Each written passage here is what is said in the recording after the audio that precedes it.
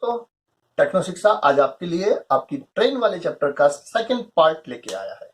अगर आपने इसका पहला पार्ट नहीं किया तो इस वीडियो को करने से पहले डिस्क्रिप्शन बॉक्स में जो लिंक दिया है इसके फर्स्ट पार्ट का, वहां जाकर आप इसका फर्स्ट पार्ट सॉल्व कीजिए। ओके, फिर हम इसको आगे बढ़ाते हैं और जिन्होंने किया है वो आगे कंटिन्यू करें। तो मैंने कहा फर्स्ट पार्ट में हमने देखा था कि एक रेल आती है, वो भी समय दूरी चाल की तरह ही चलेगा। रेल में रेल की भी चाल होगी, रेल भी एक समय लेगी और एक निश्चित दूरी चलेगी। तो मैंने कहा था अगर रेलगाड़ी किसी खंबे को पार करेगी तो अपनी दूरी चलती है, किसी पेड़ को या किसी खड़े हुए आदमी को पार करेगी तो अपनी दूरी चलती है। पर अगर वही रेल किसी पुल, गुफा, सुरंग या किसी दूसरी रेलगाड़ी या प्लेटफॉर्म को पार करेगी तो अपनी लंबाई और उस दूसरी की लंबाई के बराबर दूरी चलेगी। ओके, तो ये हमने पढ़ा था। अब हम शुरू करते हैं इस चैप्टर को, आज का पार्ट नंबर 2।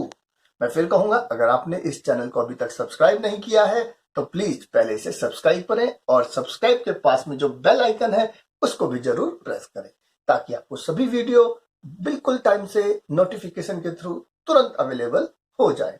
तो आइए शुरू करते हैं। मैंने कहा क्वेश्चन नंबर 9, 8 क्वेश्चन हम कर चुके हैं। तो क्वेश्चन नंबर 9 कहता है 110 मीटर लंबी एक रेल 58 किलोमीटर पर आवर की स्पीड से जा रही है और इसी दिशा में, ये देखिए जनाब, ओके, ये जा रहे हैं इसी दिशा में। अरे तीसरी आंख कहां से आ गई? चलिए, कहते हैं इसी दिशा में जा रहे 4 किलोमीटर प्रति घंटा की स्पीड से। अब ये भी रेल की दिशा में दौड़ लगा रहे हैं। तो कहता है ये रेल इस व्यक्ति को कितनी देर में पार कर लेगी। रेल ने किसे पार करना है? आदमी को। तो रेल कितनी दूरी चलेगी? अपनी लंबाई के बराबर दूरी। तो दूरी हो गई 110 मीटर। ओके, जब आदमी खड़ा होता तो सिर्फ रेल की चाल होती, पर आदमी भी दौड़ रहा है। और मैंने पिछले पार्ट में ये भी बताया था, एक ही दिशा में दौड़े, एक ही दिशा में चले, एक ही दिशा में भागे तो चालें आपस में घट जाती है। और मैंने कहा था अगर विपरीत दिशा में चले तो चालें आपस में जुड़ जाती हैं। तो ये एक ही दिशा में चल रहे हैं और दोनों की चालें हैं, आदमी चल रहा है तो चाल कितनी हो जाएगी? समान दिशा में चालें घट जाती है। तो चाल हमारी हो गई 54 किलोमीटर पर आवर। ओके, और हमसे पूछता है समय। अब जब हमें पूछ रहा है समय, तो समय बराबर दूरी बटे चाल। दूरी भी है, चाल भी है। लो जी, बोलो जी, बचा कुछ नहीं। 110 मीटर और ये क्या है? 54 किलोमीटर पर आवर। और मैंने कहा था किलोमीटर प्रति घंटा को मीटर पर सेकंड में बदलने के लिए गुणा करते हैं 5/18 से। ओके, अब ये किलोमीटर घंटा क्या बन गया? 18 तिये 54। तो हम इसको सीधा क्या लिख देंगे? 5 तिये 15। अब ये मीटर पर सेकंड है, ये भी मीटर है, यूनिट हो गई सेम, तो सेम हटा दिया हमने। ओके, अब 15 से डिवाइड कीजिए। 5 तिये 15, 5 दूनी 10, 5 दूनी 10, 22/3 सेकेंड, मतलब 3 सत्ते 21, 7 सही 1/3 सेकेंड। मैंने कहा भिन्न का अंश कभी बड़ा नहीं होता। ये अंश, ये हर न्यूमरेटर हमेशा डिनोमिनेटर से छोटा होना चाहिए। महांश यानी भिन्न का अंश कभी महा यानी बड़ा नहीं होता। भिन्न हमेशा लघुवांश होती है। तो इसे हम कन्वर्ट करते हैं मिक्स्ड फ्रैक्शन यानी मिश्र भिन्न में। ओके, हमारा आंसर आ गया। बताइए कोई तकलीफ किसी को? समझ आया सबको? पहला क्वेश्चन सवाल क्या था? मैंने कहा रेल ने आदमी को पार करना है तो दूरी चलेगी अपनी, और दोनों एक ही दिशा में चल रहे हैं, आदमी भी और रेल भी, तो चाले जाएगी घट। बिल्कुल सिंपल। तो हमारे पास दूरी है, चाल है और समय पूछ रहा है। समय बराबर दूरी बटे चाल। फिर मैंने कहा था किलोमीटर पर आवर को मीटर पर सेकंड में बदलना जरूरी है, क्योंकि यहां पर चाल किलोमीटर घंटा में है, दूरी मीटर में है। तो किलोमीटर प्रति घंटा को मीटर पर सेकंड में बदलने के लिए, ये भी हम लास्ट वीडियो में सीख चुके हैं, गुणा करते हैं 5/18 से। ओके, बस ये हमारा सवाल यहीं पर हो गया। चले अब इसका देखिए क्वेश्चन नंबर 10। ओके, क्या मैं इसे मिटा दूं? गुड, शाबाश।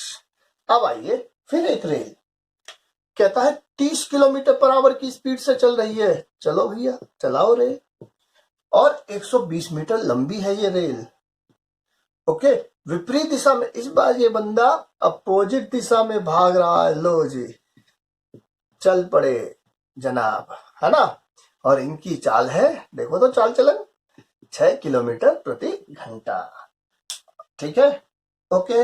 अब कहता है, मैंने कहा इस आदमी को ये रेल कितनी देर में पार कर लेगी, समय पूछ रहा है। और समय का फॉर्मूला आप सबको पता है, दूरी बटे चाल।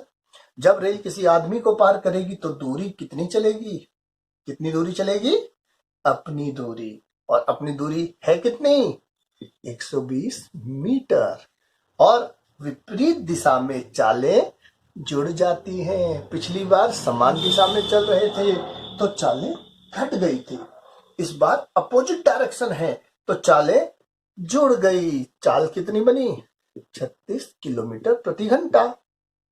ओके, अच्छा, ये मीटर और ये किलोमीटर पर आवर। तो इस तरह के सवालों में मैंने कहा हर बार आपको किलोमीटर प्रति घंटा को मीटर पर सेकंड में बदलना होगा, उसके लिए गुणा करना पड़ेगा।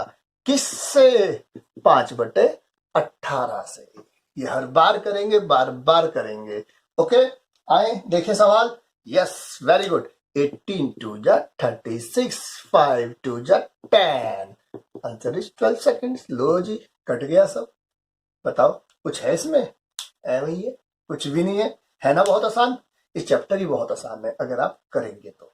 सभी सवालों को ध्यान से करें, हर सवाल आपको कुछ नई सीख देके जाएगा। आते हैं क्वेश्चन नंबर 11 पर।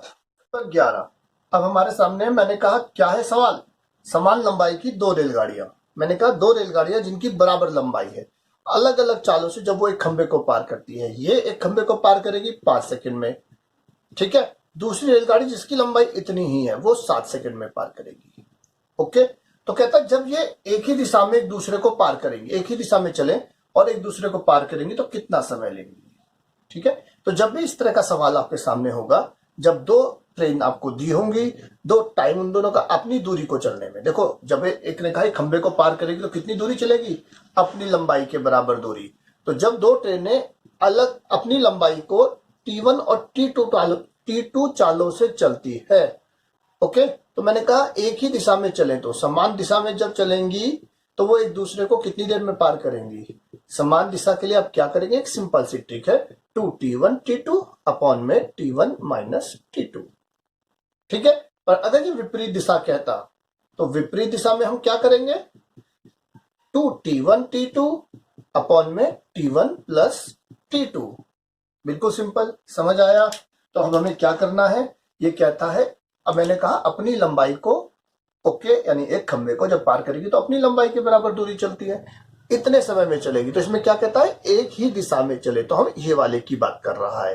तो क्या क्वेश्चन हो गया, 2 × 7 × 5 अपॉन में 7 माइनस 5, समय का अंतर नीचे आ गया। ओके, 7 से 5 गया 2, 2 से 2 कट गया, 7 पंजे 35 सेकेंड, आपका आंसर आ गया। अगर ये विपरीत दिशा में कहता तो मैं प्लस वाला लगाता, 7 + 5 करता। इसने एक ही दिशा में कहा है तो हमने 7 - 5 लगाया। ओके, चले आगे। चलिए अगला क्वेश्चन देखते हैं, क्वेश्चन नंबर 12। क्वेश्चन नंबर 12 देखो क्या कहता है। ये कहता है एक रेलगाड़ी एक खंबे को, ठीक है, क्रम से 15 सेकंड में, जब खंबे को पार करेगी तो 15 सेकंड में, और जब 100 मीटर लंबे प्लेटफॉर्म को पार करेगी, जब यही रेलगाड़ी एक 100 मीटर लंबे प्लेटफॉर्म को पार करेगी तो ये समय लेगी 25 सेकंड। ठीक है, जब मैंने कहा रेलगाड़ी किसी खंबे को पार करेगी तो कितनी दूरी चलती है, अपनी लंबाई के बराबर, और जब प्लेटफॉर्म को पार करेगी तो कितनी दूरी चलेगी, अपनी लंबाई और प्लेटफॉर्म की लंबाई के बराबर दूरी चलेगी। ठीक है, मैंने कहा माना रेलगाड़ी की लंबाई x मीटर मान ली, तो जब वो खंबे को पार करेगी तो सिर्फ अपनी लंबाई चलेगी, यानी x मीटर तो चलती है वो 15 सेकंड में, पर जब वो प्लेटफॉर्म को पार करेगी तो अपनी भी चलेगी और प्लेटफॉर्म की भी चलेगी, तो कितनी दूरी चलेगी, x + 100 मीटर, और समय कितना लेगी, 25 सेकंड। ठीक है, समझ आया। तो मैंने कहा जब केवल खंबे को पार कर रही है, मतलब केवल अपनी लंबाई के बराबर दूरी चल रही है, तो वो चलती है 15 सेकंड में, पर जब वो अपनी भी लंबाई चल रही है और 100 मीटर लंबा प्लेटफॉर्म भी चल रही है तो वो कल समय लगाती है 25 सेकंड, मतलब 10 सेकंड ज्यादा लगाए। क्यों ज्यादा लगाए 10 सेकंड? अपनी लंबाई तो वो पहले भी चल रही थी, अब भी चल रही है, पर पहले सिर्फ अपनी लंबाई चल रही थी, अब अपने साथ में 100 मीटर लंबा प्लेटफॉर्म भी चल रही है। तो जब केवल x चला था, अब 100 मीटर ज्यादा चला है। समझ आया ना? तो जब 100 मीटर ज्यादा चलती है तो 10 सेकंड ज्यादा लगते हैं, यानी कि 100 मीटर चलने में समय लगता है 10 सेकंड। तो चाल कितनी हो गई बताओ? मैंने कहा 100 मीटर में 10 सेकंड, तो चाल कितनी हो गई? 10 मीटर पर सेकंड। ओके, तो चाल पूछेगा वो आपसे किलोमीटर प्रति घंटा में। तो चाल अगर आपसे पूछता है तो इसको कन्वर्ट करना पड़ेगा 18/5 से। तो ये क्या हो जाएगी? 36 किलोमीटर प्रति घंटा। मैंने कहा था मीटर पर सेकंड को किलोमीटर प्रति घंटा में बदलने के लिए गुणा करते हैं 18/5 से। ठीक है? ओके, ये चाल नहीं पूछ रहा है, रेलगाड़ी की लंबाई पूछ रहा है। अच्छा आप बताइए, रेलगाड़ी अपनी लंबाई कितने समय में चलती है? रेलगाड़ी अपनी लंबाई चलती है 15 सेकंड में। और 1 सेकंड में रेल कितनी दूरी चलती है? रेल की चाल हमने निकाली है 10 मीटर पर सेकंड, यानी जब 1 सेकंड में वो 10 मीटर चलती है तो 15 सेकंड में अपनी पूरी लंबाई चलेगी। तो 15 सेकंड में कितने मीटर चलेगी? 150 मीटर। ओके, मैंने कहा आप ऐसे भी देख सकते हैं, चाल है 10 मीटर पर सेकंड और समय है 15 सेकंड, तो दूरी बराबर चाल गुणा समय। ओके, दोनों का यूनिट सेम है तो यूनिट बदलने की जरूरत नहीं है। समझ आया यहां तक? कोई प्रॉब्लम? ओके, मैंने कहा जब रेल अपनी लंबाई 15 सेकंड में अपने साथ में 100 मीटर ज्यादा चल रही है तो 25 सेकंड, यानी 100 मीटर की दूरी चलने में 10 सेकंड ज्यादा लगे, तो चाल हो गई 10 मीटर पर सेकंड। इससे हमने निकाल लिया। ओके, चले आगे। अब आगे देखिए अगला क्वेश्चन। अगला जो सवाल है क्वेश्चन नंबर 13, क्या कहता है? एक रेलगाड़ी जब 162 मीटर लंबे प्लेटफॉर्म को पार करती है तो समय लेती है 18 सेकंड, और जब यही रेल 120 मीटर लंबे प्लेटफॉर्म को पार करती है तो समय लेती है 15 सेकंड। ओके, तो समय लेती है 15 सेकंड। ठीक है, मैंने कहा अपनी लंबाई पहले भी चल रही थी, अब भी चल रही है, पहले उसके साथ में 162 मीटर चल रही थी, अब अपने साथ में 120 मीटर चल रही है। बताइए, दोनों में अपनी लंबाई तो है ही, पहले 120 चल रही थी, अब 162, तो कितने मीटर का फर्क है? 42 मीटर ज्यादा चलती है, और यहाँ 18 सेकंड लगते हैं और यहाँ 15 सेकंड लगते हैं। तो जब 42 मीटर ज्यादा चलती है तो समय 3 सेकंड ज्यादा लगता है। सिंपल सी बात है। ओके, जब 42 मीटर ज्यादा चलती है तो समय 3 सेकंड ज्यादा लगता है। तो चाल कितनी हो गई? दूरी बटे समय, 14 मीटर पर सेकंड। 1 सेकंड में 14 मीटर। तो कहता रेलगाड़ी की लंबाई बताओ। तो रेलगाड़ी अपनी लंबाई किसी में भी नहीं चल रही, दोनों में प्लेटफॉर्म को पार कर रही है, तो किसी भी एक में आप गुणा कर दीजिए।